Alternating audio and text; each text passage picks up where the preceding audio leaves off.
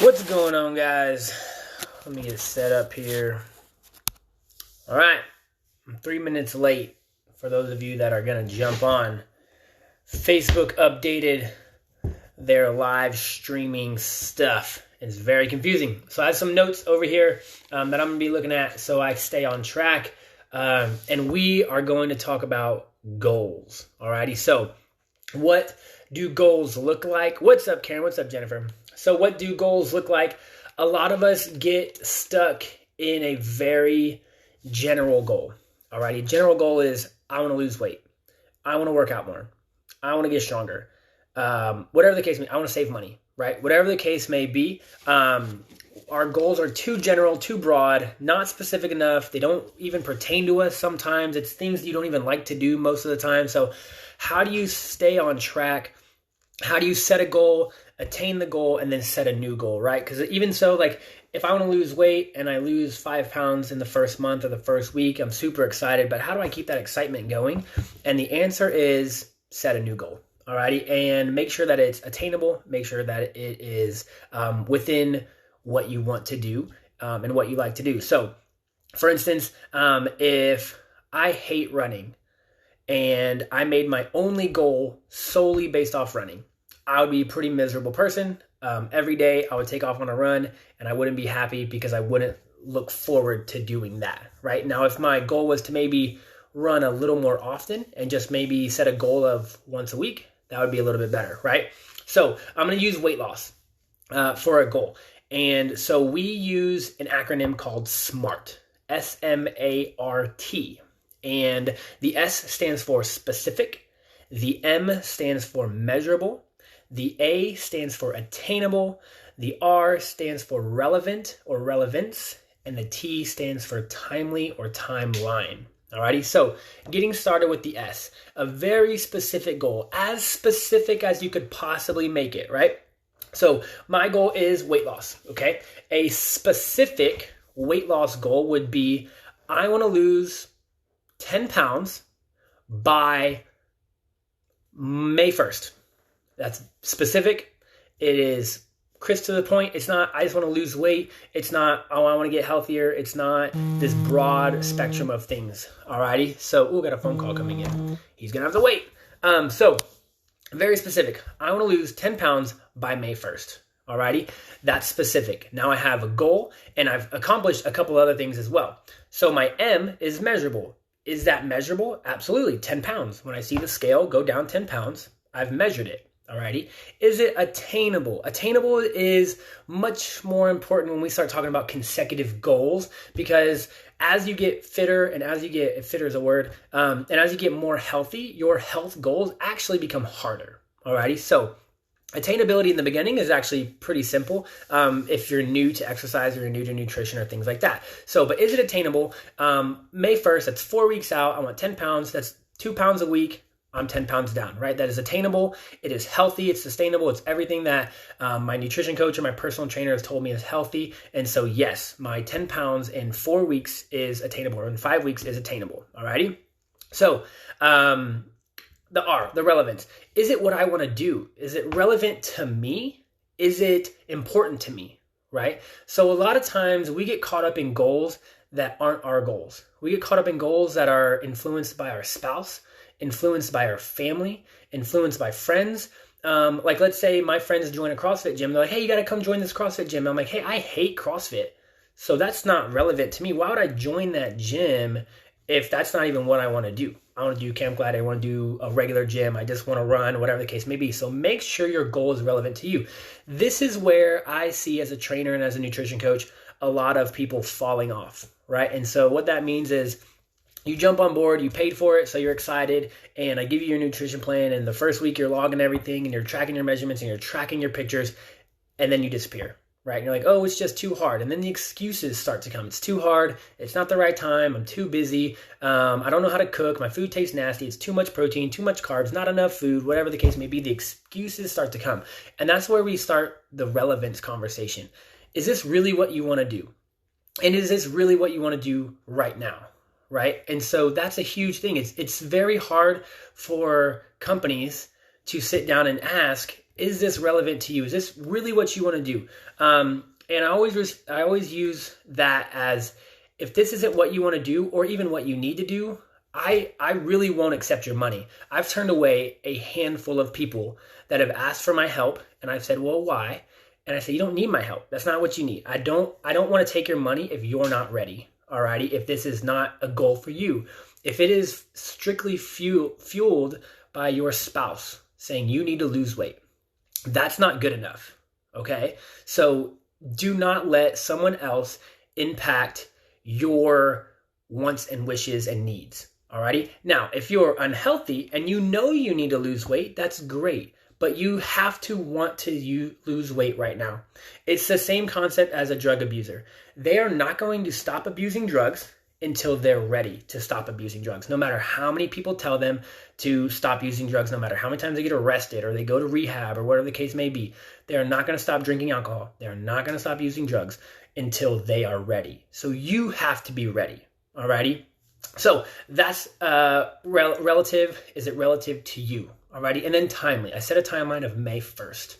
Alrighty, May 1st is my timeline. That's when I hit my goal. If I don't hit my goal, I just extend it out again. If I do hit my goal, I set a new goal. Alright, so let's say I only have 10 pounds to lose.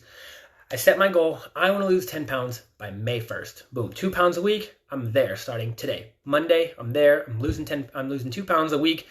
10 pounds by the end of the month. I hit my goal. If I don't have another weight loss goal, what am I going to do to stay motivated on this health track? What am I going to do to stay motivated to continue to eat right, continue to exercise, continue to be healthy, right? I have to set a new goal. I don't have a weight loss goal anymore, so I have to switch gears. What could it be? What could it look like? Okay, I want to exercise with Camp Gladiator, since most of you guys are Camp Gladiator. I want to exercise with Camp Gladiator 3 days a week. I want to do a cardio-based day once or twice a week, whatever my goal may be. And I want to recover 1 day, right? So now I have a set schedule, right? Is it specific? Absolutely, because I know day by day what I'm doing. Is it measurable? Yes, because I either did it or I didn't. Is it attainable? Does my schedule, this is where it gets really tough, is the attainability part, right? Does my schedule allow me to do that schedule, right? Does my work schedule, family schedule, extracurricular activity schedule allow me to work out to that extreme, right? So now I'm working out 6 days a week, sometimes twice a day. Does my schedule right now allow me to do that, right? So this is where we set our first goal, 10 pounds in a month. We hit our goal.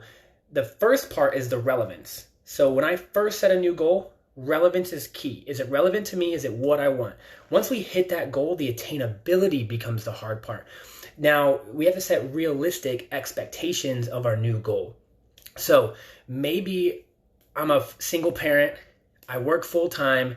I am volunteering for my kids' school or their extracurricular activities or whatever the case may be. So there's no way that I can work out 6 times a week. There's just no possible way. So don't set yourself up for that failure, right? So remember, our first goal, is it relevant, is to me, okay? Is it something that I really want, all right? Is it something that I really want to get better at? I can tell, I think Ruben's on here, I can tell Ruben to stretch all day long. Ruben, go home and stretch, all righty? If he doesn't want to stretch, he's not going to stretch. That's just case in point. Simple enough, easy, cut and dry. If you don't want to lose weight, you're not going to lose weight. If someone's barking at behind your back or in your ear saying, you need to lose weight, you need to lose weight, you're not going to lose weight until you truly want it for yourself, until you can really say, hey, this is going to benefit me. This is what I really want to do, and this is how I can shift my focus, and here's the outcome, and here's what the outcome is going to provide me, right? Because I can lose 10 pounds, but if I don't link that 10 pounds to something else, like happiness, like better quality of living, like to be not really appropriate or inappropriate, but is that going to help my marriage or my relationship? Are they going to be more attracted to me? Am I going to be more attracted to myself? You have to tie your goal into an external factor of, is it really going to benefit us? Alrighty. So my second goal was I just want to work out more, right? But working out more is too broad. It's not good enough. So we have to be more specific. So some of you guys, I've seen you posted on Facebook, you have your schedule, you have a calendar, and on your calendar, you put Mondays this, Tuesdays that, Wednesdays that. Perfect. Beautiful. Can you do it? is it attainable? Alrighty, so make sure that when we jump into a new realm, we've been in the fitness world for 3-4 years now, and we like, what do we do? Why are we still working out, right? Because if you lose it, and Dion calls it her why, what is your why? And if we don't have a why, we will then phase out. And then when we phase out, we get unhealthy. And then when we come back, we try to come back with a vengeance with maybe our old mind state, and we can't keep it up. It's just not attainable because we've gotten so far out of fitness, and we want to jump back in 5 days a week and go kill it. We're too sore, we're too tired, or we hurt ourselves. Now we're out again. All right. So make sure it's attainable. Make sure it's something that you can do. Make sure it's not too extreme, and make sure that you can see how it's going to benefit you down the road. All righty. We have short-term goals, mid-term goals, and long-term goals. All righty. So a short-term goal is a couple weeks to a month or maybe 2 months max, right? What do you want to see 4 to 6 weeks down the road? Start there. And then you can go into these other goals here in a second, and I will. But if that's enough for you, if you are high anxiety, just very pressure sensitive in terms of time, then don't set more goals. Do not stress yourself out more. Just hone in on this one thing and do it really well. 4 to 6 weeks. I want to lose 10 pounds May 1st, 2 pounds a week, crush it. That's it. Don't worry about anything else. If you can handle more, set another mid goal, which will then turn into a short-term goal as we progress through time. And so my next goal would say, okay, after I lose my 10 pounds, I want to increase my exercise to 5 times a week by July. Okay, July, I want to make sure I'm working out 5 times a week, and that's how I'm going to stay on track after I hit my May 1st goal. Boom, May 1st to July 1st, I want to try to increase my exercise some way, somehow. It could be early mornings, it could be a mid-morning, it could be late at night, it could be on the weekends, whatever the case may be. I need to exercise 5 times a week. And then a long-term goal, right? A long-term goal would be, hey, by the end of this year, I want my fitness and my health to become a routine. I want it to be routinely. I want it to be like I got it in the back of my head, not a chore.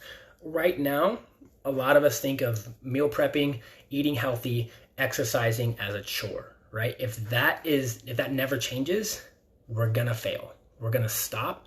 We're not gonna keep going.